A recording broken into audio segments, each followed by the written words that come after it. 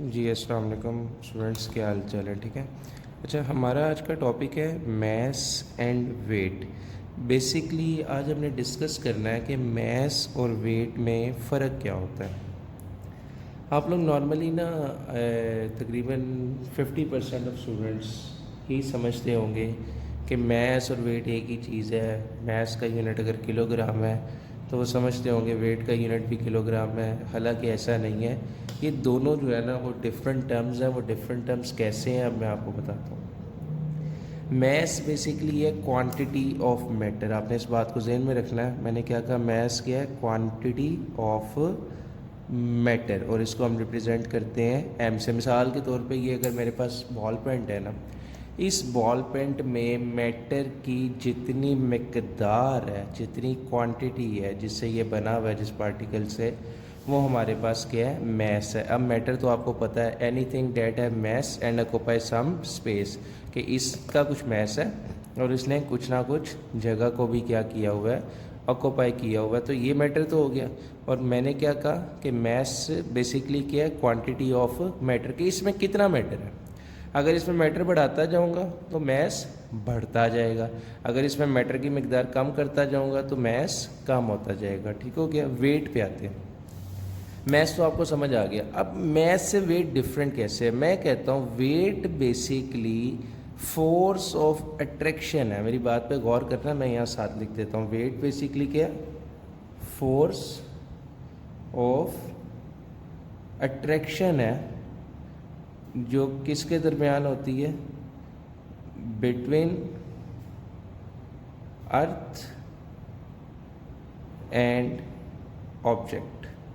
अर्थ और उस ऑब्जेक्ट, उस बॉडी के दरमियान जो फोर्स ऑफ अट्रैक्शन है, वो बेसिकली क्या है? वेट है। Weight of a body is equal to the force with which earth attract the body toward it centre. और इसको रिप्रेजेंट हम किससे करते हैं? डब्ल्यू से रिप्रेजेंट करते हैं। अब इसमें ना एक चीज़ मैं आपको समझाना चाहता हूँ। इतना तो आपके माइंड में कॉन्सेप्ट क्लियर हो गया कि सर ने कहा वेट बेसिकली क्या है? फोर्स ऑफ अट्रैक्शन है, जो किसके दरमियान है? बिटवीन अर्थ एंड ऑब्जेक्ट के दरमियान है। मिसाल के तौर पे अगर एक बंदा है जो जिसका जिसका वेट बहुत ज़्यादा मीन भारी है, आपको दिखने में ज़्यादा मीन उसका मैस लग रहा है, तो उसका वेट भी क्या होगा? ज़्यादा होगा। अगर एक बंदा है पतला सा है आपके सामने, आप उसका वेट करोगे, उसका वेट आपको क्या होगा? कम होगा। अब इन दोनों में, पतले और मोटे बंदे में फ़र्क क्या था? पतले बंदे की अर्थ के साथ फोर्स ऑफ अट्रैक्शन जो थी वो कम थी स्लिम बंदे की जो थी, और जो स्लिम एंड स्मार्ट था। और जो मोटा था, हेल्दी बंदा था, उसकी फोर्स ऑफ अट्रैक्शन अर्थ के साथ ज़्यादा थी। मीन अर्थ उसे ज़्यादा फोर्स से अपनी तरफ खींच रही है, तो उसका वेट भी क्या हो गया? ज़्यादा हो गया। मैथ स्केलर क्वांटिटी है, क्योंकि इसमें कोई डायरेक्शन रिक्वायर्ड नहीं होती। मैंने स्केलर और वेक्टर आपको पिछले लेक्चर में भी पढ़ाया था। वेक्टर वेट वेक्टर क्वांटिटी है। क्यों? क्योंकि इसमें डायरेक्शन रिक्वायर्ड होती है। कैसे? वेट में बात आ गई फोर्स। वेट बेसिकली क्या है? Force of attraction. तो जब weight force of he attraction है, तो फोर्स हमारे पास क्या थी? वेक्टर थी, क्योंकि हमें पता है फोर्स किसी खास डायरेक्शन में लगती है। मैस को एम से रिप्रेजेंट करते हैं, वेट को डब्ल्यू से रिप्रेजेंट करते हैं। ये चेंज नहीं होता प्लेस के लिहाज से। मिसाल के तौर पे अगर ये यहाँ पर है ना, ये पेन, इसका मैस जो यहाँ पर है मरी में भी वही है, नारायण कगान में भी वही है, इस्लामाबाद में भी वही है, मीन कराची सी लेवल पे भी वही है। मीन इसका मैस चेंज नहीं होगा, लेकिन वेट जी की वैल्यू से, ग्रेविटी की वैल्यू से चेंज हो जाता है। कैसे होता है ये भी मैं आपको बताता हूँ। बाद में ये पॉइंट को हम एंड पे डिस्कस कर लेते हैं।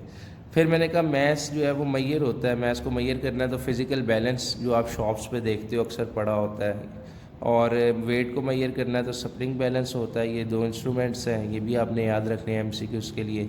वेट का यूनिट न्यूटन है। क्यों न्यूटन है? क्योंकि फोर्स और फोर्स का यूनिट न्यूटन होता है। मैस का यूनिट किलोग्राम है। आप कोई भी चीज़ लेने जाओ, उसकी क्वांटिटी ऑफ मैटर को आपको वो मैयर किलोग्राम में करके देता है।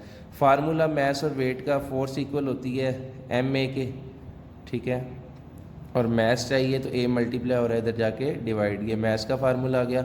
और इधर अगर force is equal to M A है तो फोर्स ही बेसिकली वेट है, तो फोर्स की जगह पर मैं लिख सकता हूँ वेट। मैंने वेट लिख दिया और वेट किसके इक्वल आ गया? एम।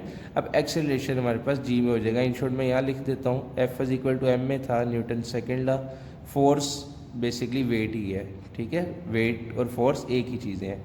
मैस और अब एक्सेलरेशन की बात नहीं होगी क्योंकि फोर्स ऑफ अट्रैक्शन कितनी है अर्थ और ऑब्जेक्ट के दरमियान। इसका मतलब है कि ग्रेविटी की वैल्यू यहाँ पे आ गई, अर्थ अपनी तरफ ऑब्जेक्ट को खींच रहा है तो एक्सेलरेशन ग्रेविटी में चेंज हो जाएगा, तो ये वेट का फार्मूला आ गया।